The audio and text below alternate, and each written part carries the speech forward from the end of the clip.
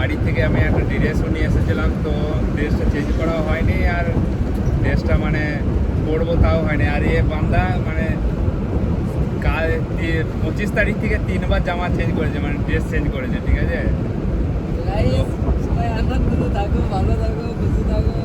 সামনে পাহাড়টা দেখাচ্ছি তোমাদেরকে, পাহাড়ের ভিউটা অসাধারণ একটা ভিউ আছে।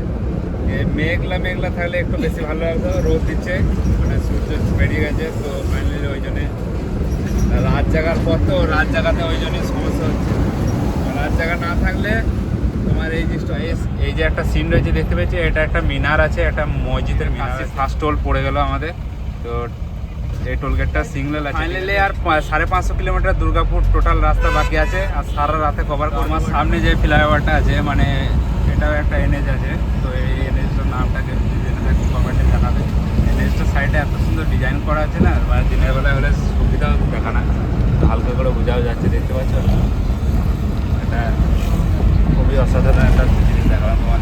আর এখানে কিছুটা ভিউটা দেখতে পাচ্ছ, অসাধারণ একটা ভিউ আছে। এই বোর্ডটাতে দেখাচ্ছি, তারাও কোথায় আছে এটা। আর 17 কিলোমিটার দেখাচ্ছে, 17 কিলোমিটার। রাতের জন্য একটু সমস্যা হচ্ছে, তাছাড়া তোমাদের পুরো কমপ্লিট দেখাতাম।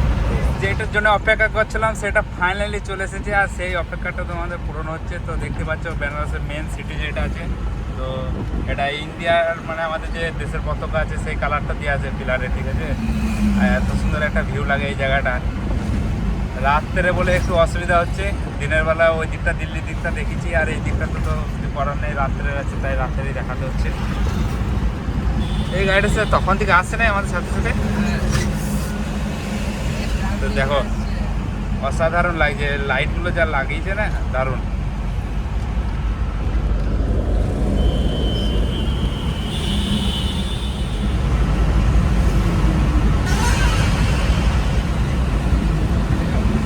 ঠিক আছে, এই বোর্ডটা হালকা জুম করে দেখা তাহলে বুঝতে পারবে। বেনারসের মেন সিটি, তো মেন সিটি আমরা প্রবেশ করে ফেলেছি ফাইনালি। আর এই লুকটা দেখে তোমরা বুঝতেই পারছো বেনারসের মেন সিটিতে আছি। দিনের বেলা হলে মিডিয়ামকে দেখা করেই যেতাম। আর গাড়িতে আবার 5 দাগ হিট উঠছে, চলো দেখি কি করা যায়, কিছু করার তো নেই। তো ফাইনালি পাহাড়ি মান্ডি দেখতে পেয়েছি, যেটা ভাবছিলাম। ওটাতে আমাদের বন্ধুদের বলছিল স্নান করবো, তো রাত্রে স্নান করে তারপর নিয়ে যাবো। তো ফাইনালি দেখতে পাচ্ছি সে গঙ্গাটা আমরা এখন পার করবো। এটা গঙ্গার ব্রিজ, আবার ফ্লাইওভারই আছে, আর এই দিকটা পুরো সিটিটা আছে, সিটিটা দেখাবার চেষ্টা করছি। তো এইখান থেকে লখনৌ, আগেবারে তো লখনৌ রোডে যখন গেছিলাম তখন তো তোমাদের দেখেছিলাম, তখন তো বেনারসের ভিতরে হয়ে গেছিলাম। সেই ভিডিও তোমাদের কমপ্লিট দেখাতে পারিনি, তখন সমস্যা ছিল।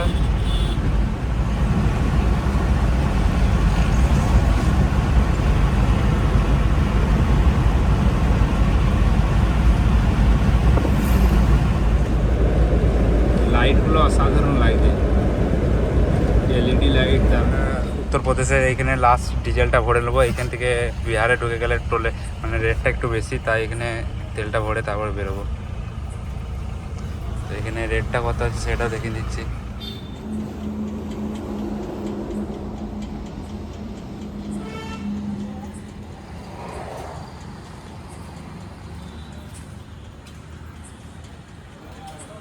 এই পেট্রোল পাম্পে তেলটা ভরার পর এখানে গাড়িটা দাঁড় করলাম, আর গাড়িটার মধ্যে হিট উঠছে, 5 দাগ হিট হচ্ছে, তাই গাড়িটার যে বোতলগুলোতে জল ভরেছিলাম গ্যালেনগুলোতে, তো ফাইনালি সেই জলটা ভরতে হবে, গাড়িটা একটু ঠান্ডা হোক। তো এখন বর্নারটা তুলে রেখেছি, তোমাদের দেখাচ্ছি গ্লাসটা না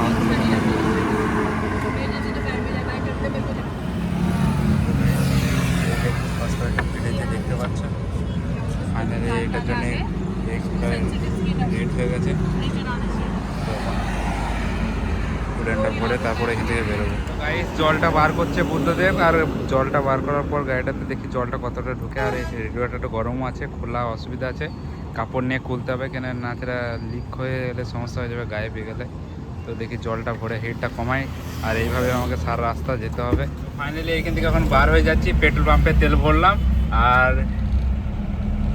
তোমার জলটা আমি বার করেছিলাম, কিন্তু জলটা আমি ভরলাম, মানে জল ঢুকেই নাই, জল মানে শেষ হয় নাই, কিন্তু আমি ভাবলাম জল শেষ হয়ে গেছে, ওই জন্যই পায়ে তা গিয়ে ঢুকছে, কিন্তু সেটা হয়নি। ঠিক আছে, জলটা ঢুকলো না কেন সেটা আমি বুঝতে পারলাম না, 5 দাগ হিটও দেখাচ্ছিলো, অথবা জলটা ঢুকে না। রেডিয়েটার গরম ছিল, তার কাপড় দিয়ে ওটা খুললাম, মানে হঠাৎ খুলে দিলে ওটা ভাপ উঠে যাবে। তো বেনারস থেকে আমরা বেরিয়ে চলছি আর ফুল ট্যাঙ্কি তেল করে দিলাম।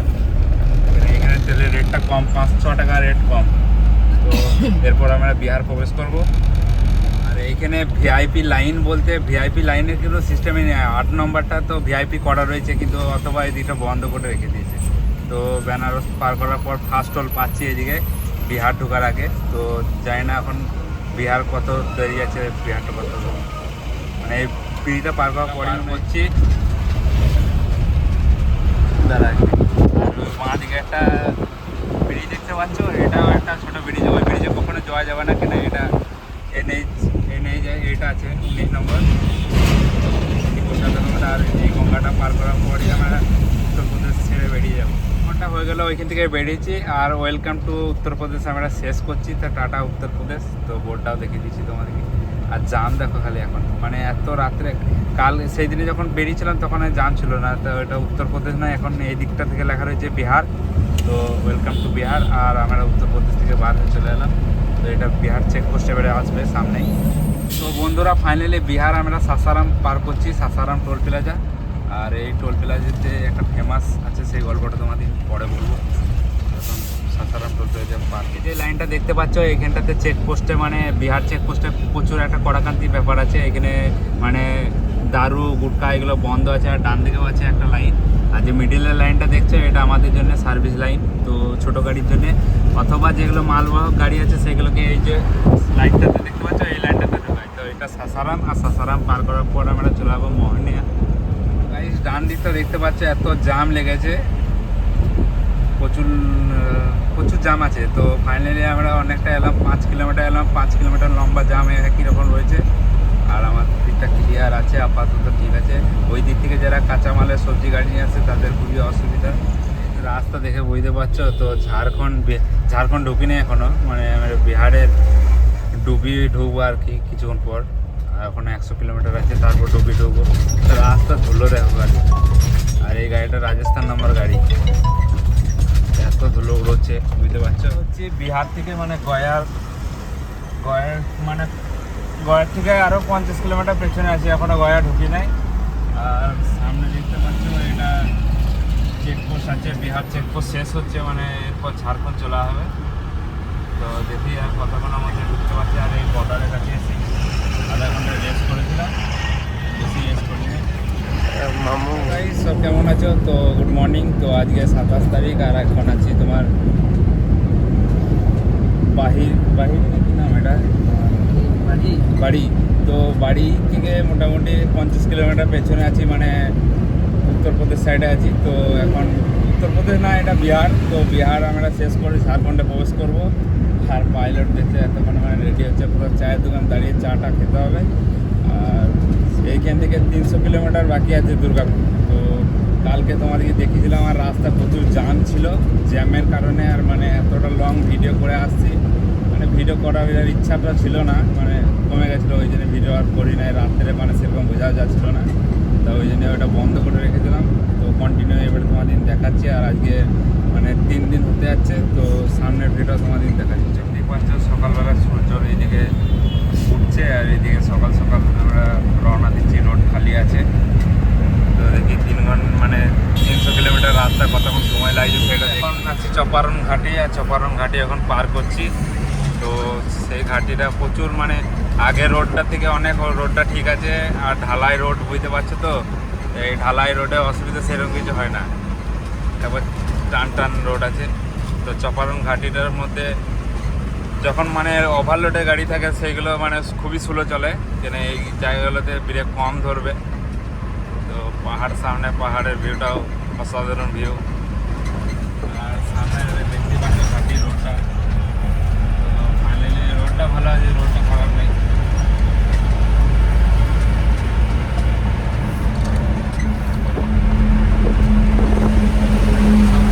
গাড়িগুলো সব আসছে সকাল সকাল, মানে সকাল সকাল বলতে ওরা কন্টিনিউ করে আসছে।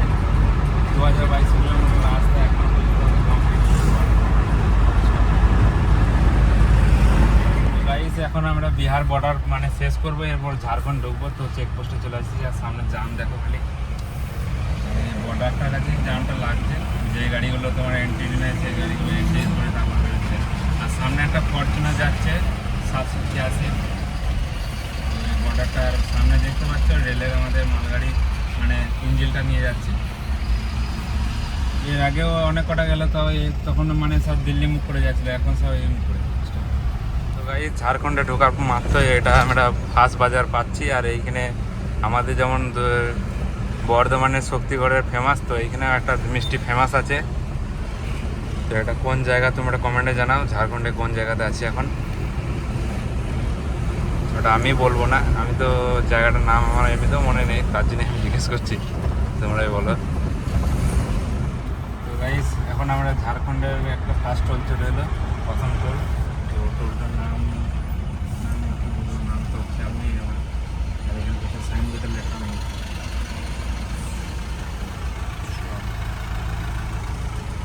সামনে আমরা চলে এলাম বাহিরি। তো বাহিরি বলছি, তো বাড়ি যে আমাদের সামনে রোডটা আছে এটা বাইপাস, এই বাঁ সাইডটা বাইপাস হয়েছে, বাইপাস চালু হয়নি। আর ডান দিকে সিটিটা যাচ্ছে, তো ছোটো গাড়ি নিয়ে যাওয়া যাবে, কিন্তু সিটির ভিতরে যাবো না, আমরা বাইরে যাবো। মানে তোমার বাইরে গেলে সুবিধা বেশি।